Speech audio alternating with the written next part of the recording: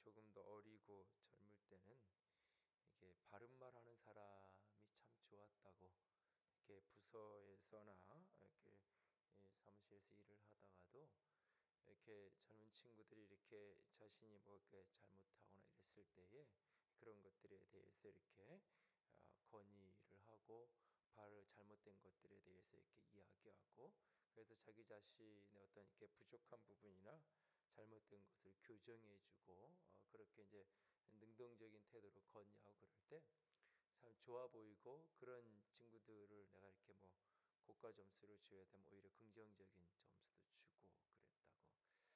그런데 어느 날 이제 50이 넘어가고 50대 이렇게 중반을 이렇게 가다 보니까 어느 날부터인지 모르겠는데 언젠가부터는 그냥 이렇게 자신이 시키는 걸 그대로 하는, 자신이 하는 이야기에 대해서 오히려 긍정적으로 이야기하는 그런 사람들이, 그런 부하 직원들이 오히려 이제 편하고, 오히려 그런 친구를 데리고 같이 무슨 일을 해야 될 때면 오히려 그런 친구를 찾게 되고 옆에 같이 두게 되고, 그렇게 시간이 흐르면서 자기도 자꾸 자기도 모르게 그렇게 변해가고 달라지는 그런 모습이 있더라.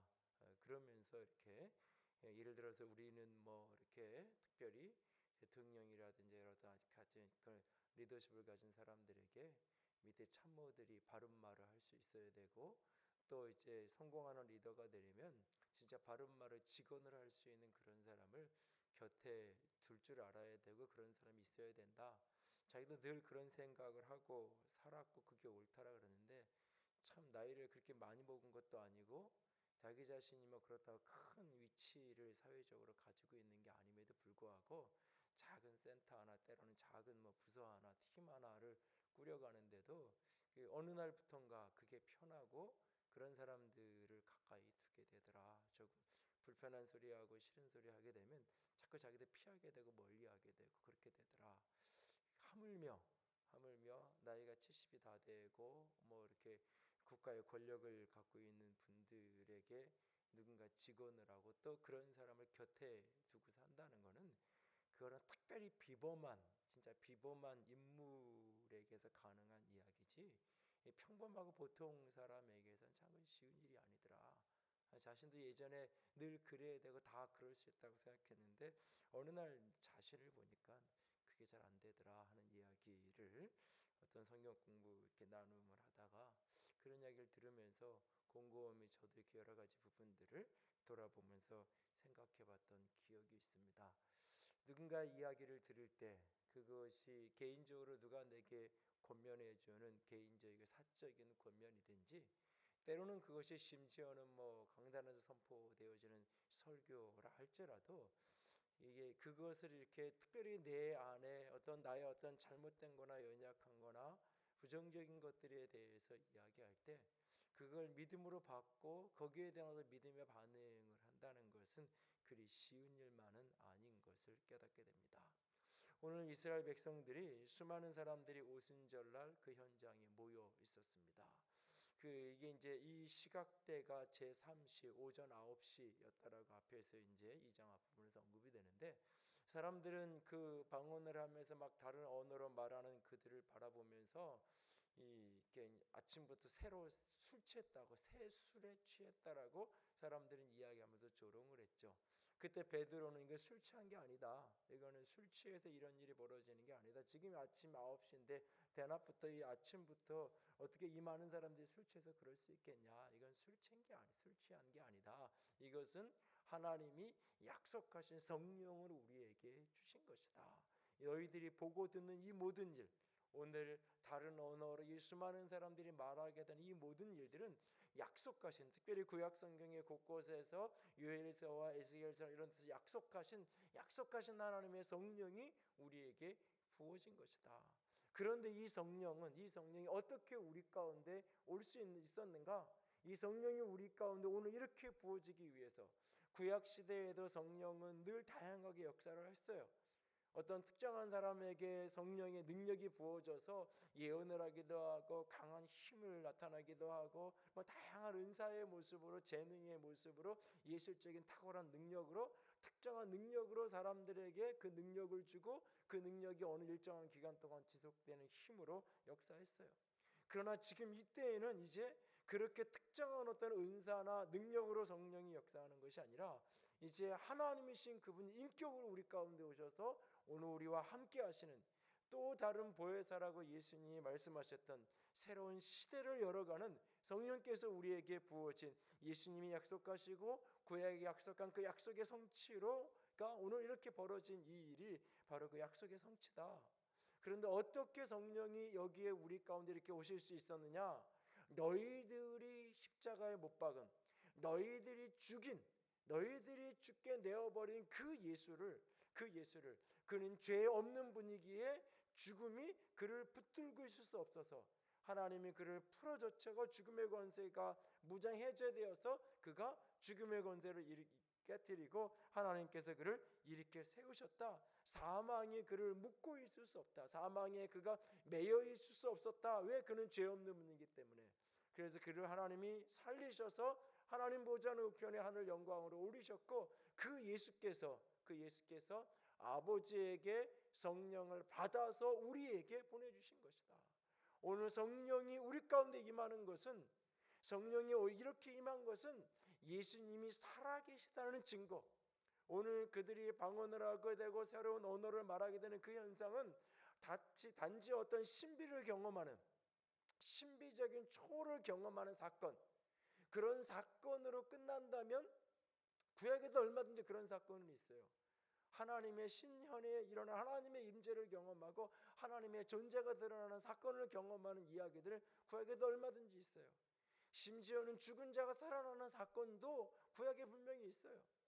그러나 오늘 이 사건은, 오늘 이 성령의 이 모습은 단지 어떤 신비를 경험하고 특별한 기적을 경험하는 것으로 끝나는 것이 아니라, 오늘 너희들이 보고 듣는 이 일은 성령이 임한 증거고, 이 성령이 임했다는 말은 예수님이 살아계시다는 증거다.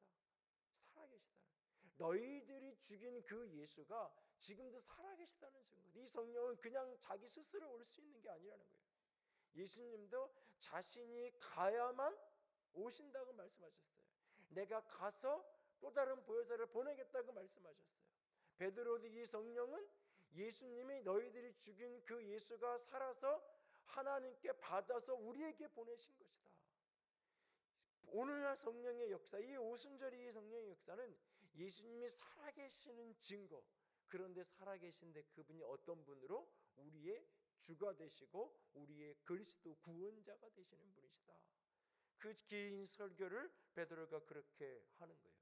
그 설교를 듣고 나자 우리들이 못 박은 이 군중들 가운데 어떤 사람, 직접 예수 그리스도에게 못을 박았던 로마의 군병들이 군중들 중엔 아마 없을 수도 있어요. 그런 이 군중들 중에 어떤 사람은 소리 높여 외쳤어요. 예수를 십자가에 못 박으라고. 빌라도가 바라바하고 예수하고 누구를 풀어주기 원하느냐 그랬을 때에 빌라도의 생각으로는 그래도 예수가 평판이 좋았으니까 예수라고 사람들이 외칠 줄 알았는데 그렇지 않았던 거죠. 오히려 예수는 십자가에 못 박으라고 수많은 군중들이 이야기했다는 거예요. 그래서 밀란이 나는 게 두려워서, 여론의 지지가 자신에게서 떠나는 게 두려워서 빌라도가 예수를 십자가에 죽도록 내어버렸던데 십자가로 내어주게 되는 거잖아요. 그러니까 여기 있는 이 청중 중에 어떤 사람은 그날 그곳에서 예수를 십자가에 못 박으라고 그렇게 소리쳐 외쳤던 어떤 사람들이 이 속에 분명히 뒤엉켜 있는 거예요. 너희들이 죽인, 너희들이 십자가에 못 박은 그 예수가 지금 살아서, 그 예수님이 살아서 오늘 너희 보고 듣는 이 성령을 우리에게 부어주신 것이다. 살아계신 그 예수님이 우리의 주가 되시고 주인이시고 그분이 바로 그리스도다, 구원자다. 그 이야기를 듣는 순간 오늘 본문에 보니까 그들의 마음이 찔렸다. 37절에 그들이 이 말을 듣고 마음에 찔렸다고 말하고 있어요. 여기 찔렸다라고 번역이 되어 있는데 이 표현은 사실 이 말은 이렇게 바늘로 쿡 찔른, 그럴 때 쓰는 찔렸다는 이 표현이 아니, 찔렸다는 이 단어는 이렇게 말이 이렇게, 요즘에는 말 달리는 게 볼 수 없겠지만 과거에 고대 사회에 말이 달릴 때 이 도로가 뭐 아스팔트나 시멘트로 잘 정비되어 있는 게 아니잖아요. 일반 흙길이잖아요. 말이 달리면서 그 말 발굽에 의해서 그 흙이 그 길이 패이잖아요. 바로 그 패인 거, 그게 바로 찔린 거예요. 마음에 찔렸어요. 그냥 마음에 조금 가책이 느껴져 이런 게 아니라 마음에 패일 만큼 깊은 충격을 받은 거예요. 깊은 충격. 신성모독이라는 제목으로 예수를 십자가에 못 박았는데, 예수님이 하나님을 모독하고 사람이 어떻게 스스로 자칭 자기 자신을 하나님이라고 이야기할 수 있는지, 그래서 예수를 못 박으라고 했는데, 그 예수가 살아서 지금 살아계시고 그가 우리의 주가 되시고 그가 그리스도가 되신다.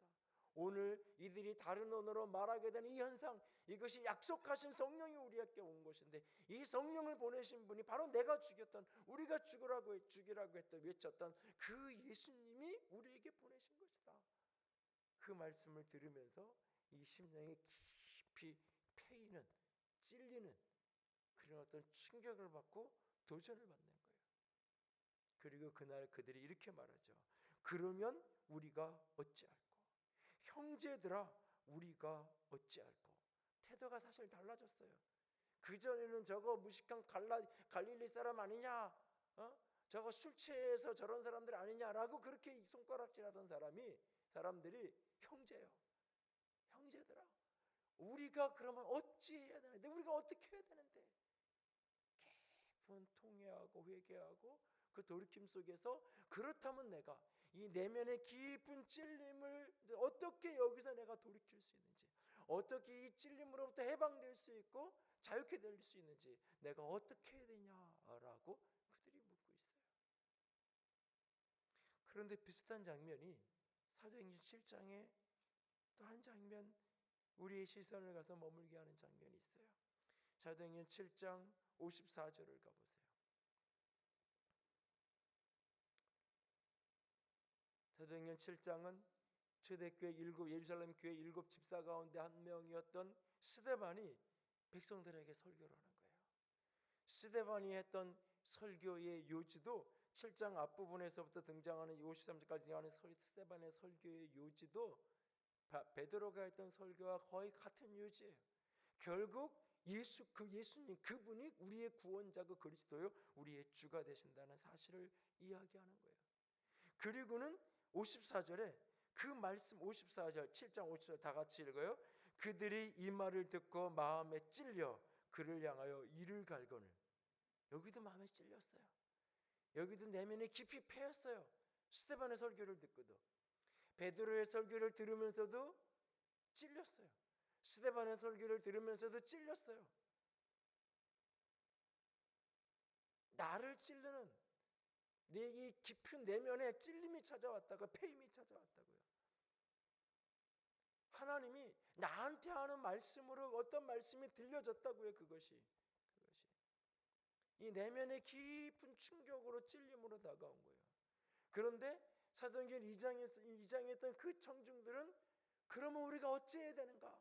우리가 어찌할 거라고 하면서 형제 우리가 어떻게 해야 되니까? 라고 묻고 있어요. 근데 사도행전 7장에서는 이를 갈아요. 저딴 소리를 했어? 마음에 찔려서 오히려 반항이 나오는 거죠. 이를 갈자. 너 두고 봐라. 그리고는 결국 돌을 들어 스데반을 양아치는 모습을 보게 됩니다. 인생을 살아가면서, 특별히 신앙의 여정을 해가면서, 개인적으로 성경을 읽든지 묵상을 하든지 설교를 듣든지 이 내면의 찔림이 찾아올 때가 있어요. 그럴 때에 나는 어떤 선택의 길을 걸어가고 있나요? 요즘에 요한계시록을 성경 공부를, 예수말 성경 공부를 화요일날 낮하고 저녁에 하는데, 오래전에 벌써 한 14, 15년 전에 이 예수말 성경 공부, 그때도 요한계시록을 공부하다가 딱 처음 3주를 나오고 한 분이 안 나오더라고요. 왜 안 나오는지 뭐 이야기도 얘기하지 않고 안 나오더라고요. 뭐 그때는 이렇게 인원이 이렇게 많은 인원도 아니었는데 안 나오네. 뭐 부담이 되나 보다, 힘든가 보다 그냥 그리고 좀 넘겼어요. 그리고 한참에 조금 더 시간이 지나서 딸 한 번 만나서 물었어요. 그때 왜 그 특별한 본인이 하려고 맘먹고 이렇게 한 건데 특별한 사유가 있는 것 같지도 않은데 뭐 힘들어서 한 주 뭐 일이 급하게 일이 뭐 직장 일이 생겨서 한 주 빠지고 이런 게 아니라 갑자기 그렇게 그만하게 됐는데 왜 그랬냐고 물었더니 특별히 그 요한계시록 2장 3장에 일곱 교회에 대한 이야기가 나와요. 일곱 교회 이야기가 나오면서 그 일곱 교회를 향한 주님의 여러 가지 칭찬도 있지만 아주 날카로운 책망의 소리도 거기 같이 나와요. 그 부분을 이렇게 공부를 앞에 하는데 너무 이렇게 마음이 힘들어서 자꾸 마음에 찔리고 이게 부담스럽고 힘들어서 공부를 못 하겠어 가지고 사실은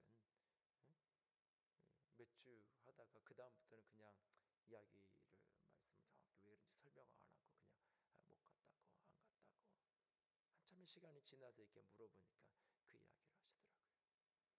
사람이 마음이 찔리면 하는 반응 중에 하나가 그거죠. 나를 찔리는 사람을 피하는 거죠. 그걸 안 듣는 거죠.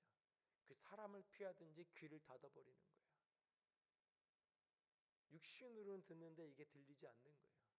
듣는데 들리지 않는 거예요. 귀를 닫아버리는 상황이 만들어지기도 하죠. 뭐 능동적으로 분노하고 능동적으로 뭐 돌을 던지고 적극적으로 반항 그렇게 하지 않아도 스스로 그냥 귀를 닫아버리기도 하는 거죠. 오늘 우리가 하나님의 말씀이 내게 어느 순간에 찔림으로 다가오는 게 정상이에요. 정상. 설교를 들을 때 저게 나들으라고 하는 이야기라고 들리는 건 특히 정상적인 거예요. 그게. 그 부분에 대해서 목회자가 하나님 앞에서 잘못된 사적인 감정을 가지고 어떤 이야기를 한다면 그 목회자가 하나님 앞에서 책임을 져야 될 일이고 그것에 대해서 하나님이 징계를 하신다면 다 감당해야 될 몫이에요. 그러나 듣는 입장에서 저건 나들으라고 하는 이야기다.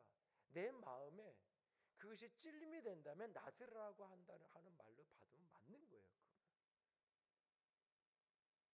목회자가 설교를 준비하거나 설교를 나눌 때 특정한 개인을 연상하면서 그 사람에게 오늘 이런 얘기를 해야지라고 생각하진 않아요. 그러나 기본적으로 어떤 생각을 해요? 각 사람에게 하나님의 말씀이 들려지게 해달라고. 각 사람에게 이 말씀이 내게 주시는 말씀으로 받아주고 들려지게 해달라고 기도하면서 설교하는 거예요. 그러니까 각 사람에게 이 말씀이 하나님이 나들으라고 나에게 하는 말씀이라고 들려지면 맞는 거예요. 내가 영적으로 풍성하고 충만할 때는 그게 하나님이 내게 하는 말씀으로 들리는 거고 그러면 어찌할 거가 되는 거고 똑같은 강단을 설교하는 선포되는 메시지가 사람이 내게 하는 이야기로 들리면 이를 갈게 되는 거예요. 다른 말로 하면 속이 불편해지는 거예요. 사람의 말로 그게 들리면 내가 어찌할 거가 되지 않는 거죠. 오늘 우리 모두에게 하나님의 말씀 앞에 특별히 하나님의 말씀이 내게 어떤 찔림으로 다가오는 그 순간에 어찌할 거를 고백하며 엎드릴 수 있는 우리가 될 수 있기를 원합니다. 어떤 사람도 성경을 읽어 내려가면서 찔림이 없는 사람은 단 한 사람도 없어요.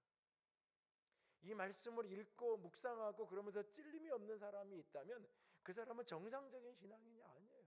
아니 성경을 제대로 읽는 게 아니에요. 성경을 그냥 동화책 읽듯이 읽고 있는 거예요. 큐티를 하든지 묵상을 하든지 뭐라든지 그냥 동화책 읽듯이 역사책 읽듯이 신문기사 읽듯이 그냥 읽는 거예요. 사실은 성경은 하나님의 말씀으로 읽으면 반드시 이 속에서 위로도 있고 격려도 있고 은혜와 감동도 받지만 이 내면이 불편해질 때가 있어요. 성경이 불편해요. 그래서 이 부분을 읽고 싶지 않아요. 어떤 부분은 어떤 구절이 마음이 자꾸 불편해서 나도 모르게 그 부분을 읽을 때는 목소리가 크게 안 나오고 목소리가 작아지는 그런 순간 이 내면에 부딪힐 때가 있어요. 그럴 때 내가 어떻게 반응하느냐 그것이 바로 내 영적인 상태를 이야기하는 거고 내가 성숙의 길을 걸어갈 것이냐 그렇지 못할 것이냐 중요한 기 중에 하나예요. 오늘 그들이 내면에 찔림이 있었던 그날 어찌할꼬 묻고 있어요. 처음 교회의 탄생은, 처음 교회의 부흥의 역사는 선포되어진 말씀 앞에 어찌할꼬, 당신들이 예수를 죽였고 당신들이 죽인 그 예수가 하나님이시고 그 예수가 지금 하늘의 보좌에 승천하 살아계셔서 부활하셔서 살아계신 그분이 오늘 너희들이 보고 듣는 이 일의 성령을 우리 가운데 보내신 것이다. 그분이 주가 되시고 그분이 그리스도다. 내가 그리스도를 죽였고 내가 주님을 주를 죽인 거예요. 그 도전 앞에 어찌할 거를 외치면서 그들이 묻고 있어요. 어떻게 해야 되냐고. 오늘 우리의 삶 속에서도 하나님의 말씀이 들려지는 어떤 순간에 어찌할 거로 물을 수 있는 우리가 될 수 있기를 원합니다. 그것이 신앙의 성숙이에요. 그것이 영적으로 내가 풍성해지고 하나님 앞에서 어둠의 길, 죄의 길을 간다 할지라도 잠시 잠깐 넘어지고 쓰러진다고 할지라도 돌이킬 수 있는 심령이 바로 그런 심령이에요. 성경에 그 심령이 화에 맞았다라고 이야기해요. 그것은 바로 뭐냐? 돌이킬 줄 모르는 거예요.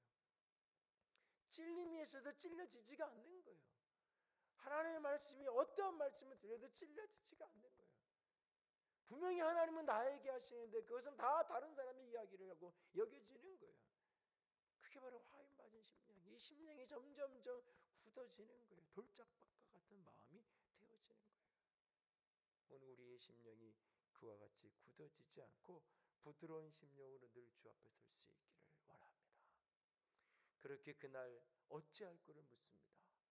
그때 베드로는 이렇게 이야기합니다. 38절에 너희가 회개하여 각각 예수 그리스도의 이름으로 세례를 받고 죄 사함을 받으라.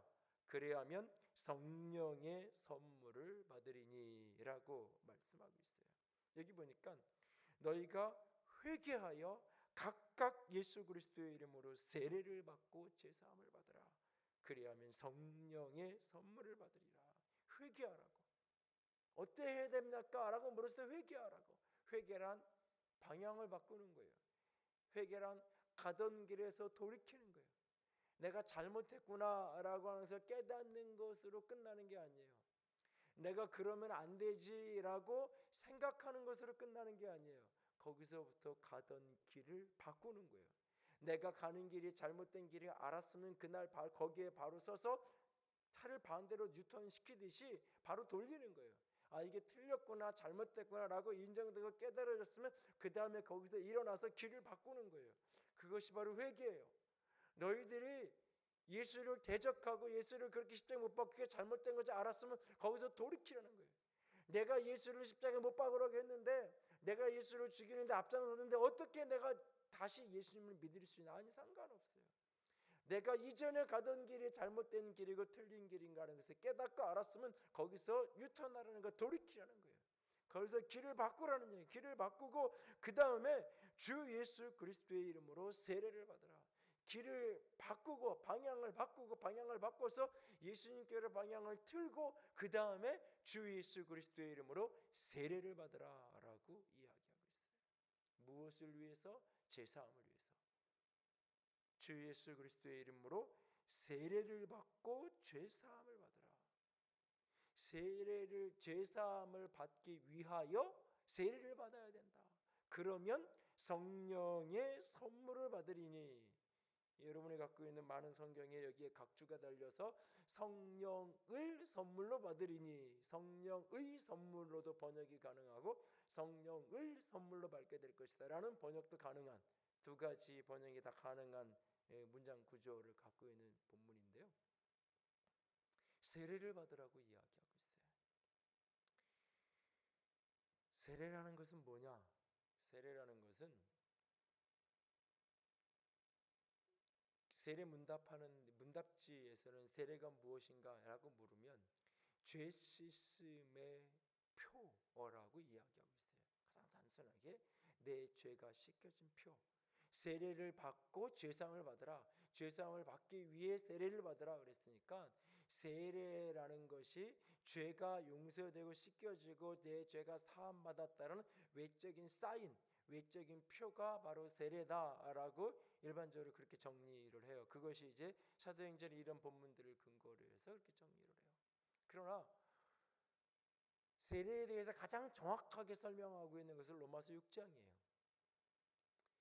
세례라는 것의 가장 핵심적인 성경의 의미는 뭐냐면 세례란 연합을 이야기하는 거예요. 예수 그리스도와 내가 하나로 연합되어지는 것이 세례의 의미예요. 그래서 예수님의 죽음이 나의 죽음이 되고 예수님의 부활이 나의 부활이 되는 거예요.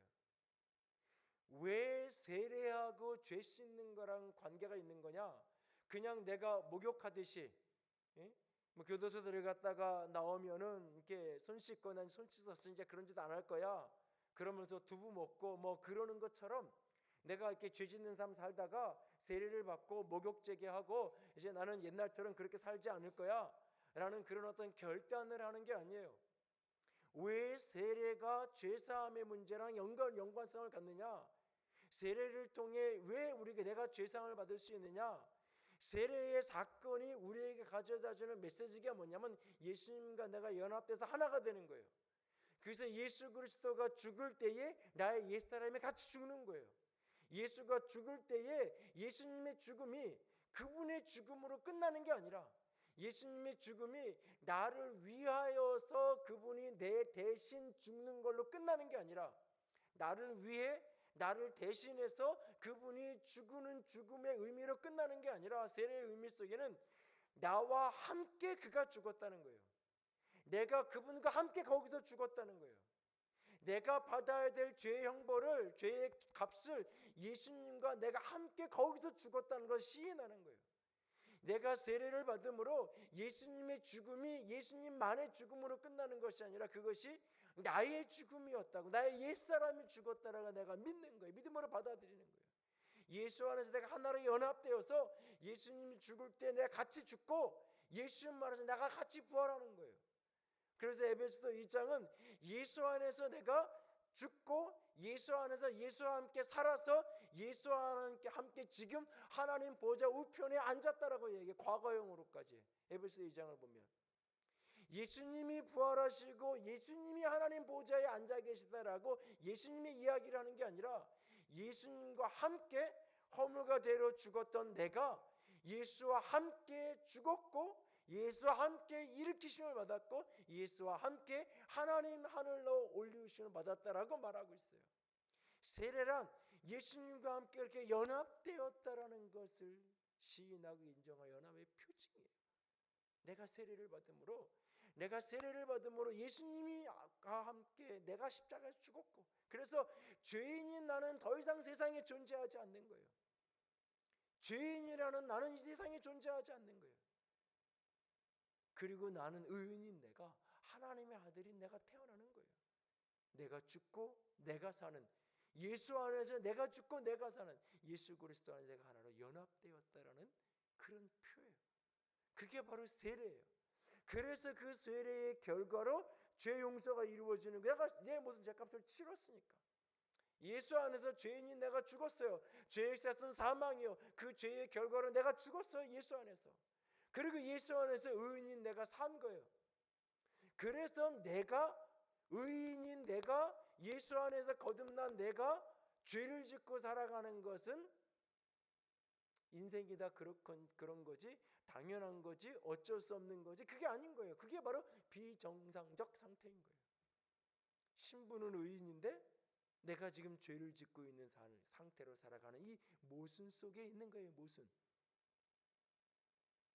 그 갈등 속에 내가 살아가는 거예요. 그것이 어쩌면 신앙의 여정이에요. 끊임없이 그래서 내 신분과 내 삶 사이의 그 괴리, 이 거리감을 좁혀가는 게 성숙이고 신앙의 훈련이고 신앙의 여정이에요. 그런데 여기에 보면 죄사함에 대한 이야기만 끝나는 것이 아니라 세례를 받고 성령의 선물을 받으라, 성령을 선물로 받으라고 이야기하고 있어요. 세례가 나와 예수님이 연합되어지는 외적인 표예요. 세례와 함께 내가 예수 그리스도 안에서 온전한 예수님과 연합되어서 예수 안에 죽고 예수 안에 사는 거예요. 그런데 이것이 단순한 개념으로 남지 않고 단순한 신앙 고백으로 남지 않고 이것이 단순한 신앙의 지식으로 남지 않고 이것이 삶의 능력이 되기 위해서, 그래서 내가 더 이상 옛 삶으로 사는 것이 아니라 새 생명으로 살아가는 삶을 살아내는 힘이 생기기 위해서, 죄 씻음을 받았다는 것으로 끝나는 것이 아니라 죄를 이기며 살아가는, 예수 안에서 죽고 예수 안에서 살았기에 예수 안에서 산 그 새 생명으로 살아가는 능력 있는 자로 살기 위해서 성령이 우리에게 부어지는 거예요. 그 성령이 우리 가운데, 그리스도의 영인 성령이 우리 가운데 부어져서 그 연합이라는 것이 개념으로 끝나는 게 아니라, 그 예수와 내가 연합되었다는 것이 교리적이고 신앙적 고백으로 끝나는 것이 아니라 내 삶에서 경험되는 거예요. 나는 할 수 없는 그것을 그분 때문에 할 수 있게 되는 거예요. 내가 생각해도 나는 할 수 없는 그런 모습을 내가 살아가기 시작하는 거예요. 무엇으로? 성령의 능력으로, 그분께서 이끄시는 모습으로. 그렇게 겁장이었고 그렇게 두려워왔던 제자들이, 너 예수님과 같은 편이잖아, 같이 돌아다녔잖아 라고 하는 그 말 앞에 예수를 저주하면서까지도 부정하고 부인하던 그 사람들이 이전과는 상상할 수 없는 모습의 삶을 살아가잖아요. 예수님이 십자가에 못 박히는 그 밤에 너무너무 두렵고 무서워서 문고리를 잠궈놓고 그 다락에 숨어서 벌벌 떨고 있던 그 사람들이 예수님처럼 대접받는 것 때문에, 핍박받고 고난당하고 환난을 당할 때 나를 예수님처럼 대접해 주니 너무너무 기쁘다고 기쁨의 찬송을 하면서 살아가잖아요. 공의 앞에 끌려가고 매를 받고 고통을 받는데 오히려 더 기뻐하잖아요. 나를 예수님처럼 대접한다고. 그들이 노력해서 내가 이제 예수님의 제자로서 예수님을 위해 헌신하고 나도 예수님처럼 따라가 살아갈 거야, 굳은 결심을 하고 그 마음을 수양하고 자기 훈련을 하고, 그래서 그렇게 살아갈 수 있었던 게 아니에요. 더 이상 내 인생의 주인이 내가 아니라 그가 내 인생을 살아가기 시작하니까, 그분이 살아계신 예수의 생명이 나를 붙들고 이끌고 가기 시작하니까 그들의 인생이 달라지기 시작하는 거예요. 그래서 바로 뒤에 43절 이하에 그들이 물질적 문제와 관련한 전혀 다른 차원의 삶을 살아가는 거예요. 자기의 것을 내어주기 시작하는 거예요. 자기 소유를 팔아서 나눠주기 시작하는 거예요. 그리고 누구도 내 것을 내 것이라고 말하는 사람이 없는 거예요. 남의 것도 내 거라고 얘기하는 세상인데, 남의 것도 내 거라고. 당당하게 주방에 들어가서 나 집에 가서 먹을 테니까 이거 좀 싸달라고, 내가 봉사하고 일해서 그러면 이해가 되는데 당당하게 그러는 세상인데, 어떻게 보면 그래도 전혀 그것에 대해서, 근데 이 초대교회는 내 것을 내 거라고 얘기하지 않을 만큼 나누는 삶을 살았다. 이 사람들이 특별히 성숙해서요? 특별히 우리랑 다른 사람들이어서요? 아니에요. 그분이 성령께서 그들을 지배하고 살아가기 시작하니까.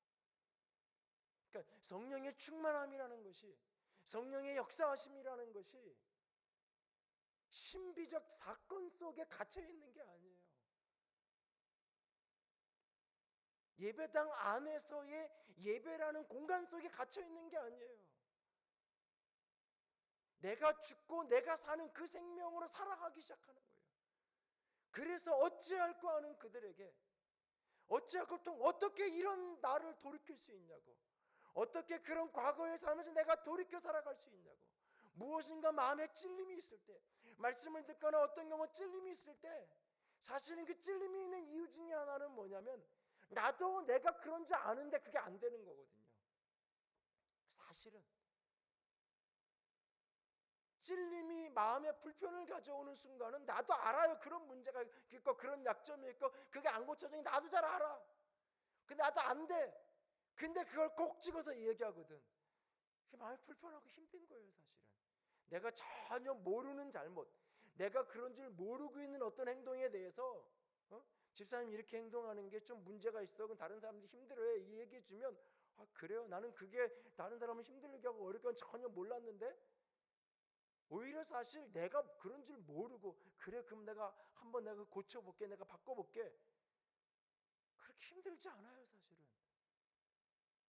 근데 해보고 해봤는데도 안 돼, 그게 내 힘으로 사실은. 근데 누가 와서 이야기한단 말이야. 불편하고 듣기 싫은 거예요. 나도 아는데 안 되는데.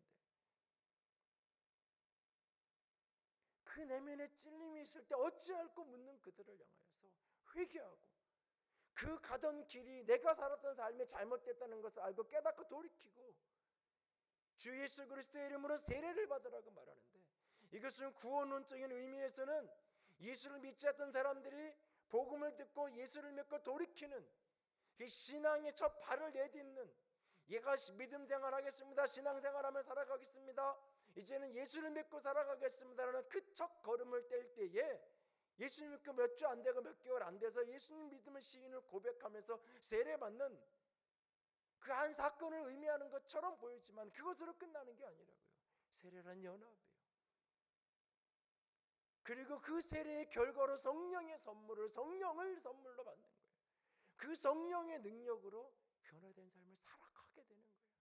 내가 죽고 내가 산 인생을 살아가게 되는 그 삶의 전환, 그 삶의 변화, 그것을 지금 베드로가 그들을 향하여 도전하고 있는 거예요. 그럴 때에 그들이 그 말을 받아들이고 그 말씀을 아멘으로 받아서 그들이 그날 그곳에서 세례를 받죠. 그 무리의 수가 3,000이나 되었다라고 이야기하고 있어요. 그리고는 그날부터 그들이 42절에 보니까 사도의 가르침을 받아 서로 교제하고 떡을 떼며 오로지 기도하기를 힘쓰니라. 세 가지가 나와요. 사도의 가르침을 받고 서로 교제하고 떡을 떼고 오로지 기도하기를 힘쓰는. 어쩌면 이 세 가지가 그리스도 안에서의 그 연합을 지속적으로 유지해가는 그 원리라고 말할 수 있어요. 세례가 한 번의 사건으로 끝나지 않고, 성령을 선물로 받고 성령에 대한 체험을 하는 것이 한 번의 사건으로 끝나지 않고, 그것이 지속적 삶의 열매로 능력으로 나타나기 위해서 지속적인 성령 충만, 지속적인 주님과의 연합의 삶을 살아가기 위해서 그들에게 필요했던 게 세 가지인 거예요. 사도의 가르침을 받고, 요즘 말로 바꿔서 이야기하면 말씀을 배우고, 하나님의 말씀이 그 속에 들어가는 거예요. 서로 교제하고 떡을 떼며 공동체 속에 같이 있는 거예요. 서로 모여서 함께 살아가는 거예요. 함께 신앙하고 함께 기도하고 함께 더불어서 모여 있는 거예요. 함께 하는 거예요. 그리고 오로지 기도에 힘씁니다. 그렇게 기도하는 거예요. 그래서 이날 이후 사도행전을 사도행전을 쭉 들여다보면 오순절 사건 이후에 성령이 임하는 사건이 사도행전 안에 4번 더 나와요. 성령께서 강력하게 부어지는 사건이 4번 더 나와요. 그 4사건의 공통점이 3가지예요. 그곳에 그들이 함께 모여 있고, 그들이 그곳에서 기도하고, 그들이 그곳에서 사도의 말을 들어요. 가르침을 받고 말씀을 배워요. 순서는 뒤바뀔 수 있어요. 어떤 장면은 고넬료의 집에서는 베드로가 설교를 먼저 해요. 설교를 듣다가 그들 가운데 성령이 불같이 임하고 그 다음에 나중에 세례를 받게 돼요. 그러나 또 다른 곳에서는 그들이 모여 기도할 때 성령께서 임하게 돼요. 각각의 모양은 달라요. 그리고 그 각각의 사건들 속에서 사도가 안수하고 함께하고 거기서 설교하고 가르치는 장면들이 늘 같이 등장을 해요. 오늘 우리가 그리스도와의 연합이, 세례받는 이 세례가, 내가 예수님 처음 믿을 때 그날, 그게 어떤 사람은 지난달일 수도 있고, 어떤 사람은 10년 전일 수도 있고, 어떤 사람은 30년 전 중학교 3학년 시절 어떤 시절일 수도 있는데, 그것이 과거의 사건으로 끝나지 않고 오늘 그 예수 안에서 내가 연합되어서 승리하는 삶을, 예수 안에서 내가 죽고 예수 안에서 내가 산, 그래서 내 안에 예수 그리스도가 드러나는, 예수의 향기가 드러나고 예수의 복음이 드러나고 예수의 모습이 드러나는 그런 인생을 살아가는, 바로 그 일을 위해서, 그 영광된 삶을 위해서 오늘 우리 가운데 성령이 부어져요.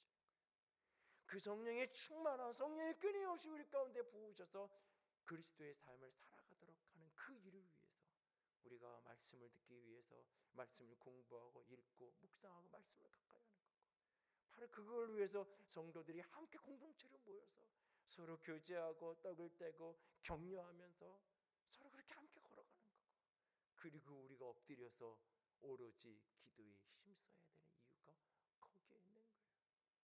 그것 자체, 성경을 내가 이만큼 알아, 성경을 많이 알아, 그것 자체, 우리는 이렇게 잘 모여, 우리는 이렇게 분위기 참 좋아, 우리는 하루에 얼마를 기도하고 일주일에 몇 시간씩을 기도해, 이런 기도팀이 있고 이런 기도하는 모임이 있어, 이 형식이 우리의 본질이 아니에요. 이 형식은 내용을 담기 위한 그릇의 여러 종류 가운데 하나일 뿐이에요.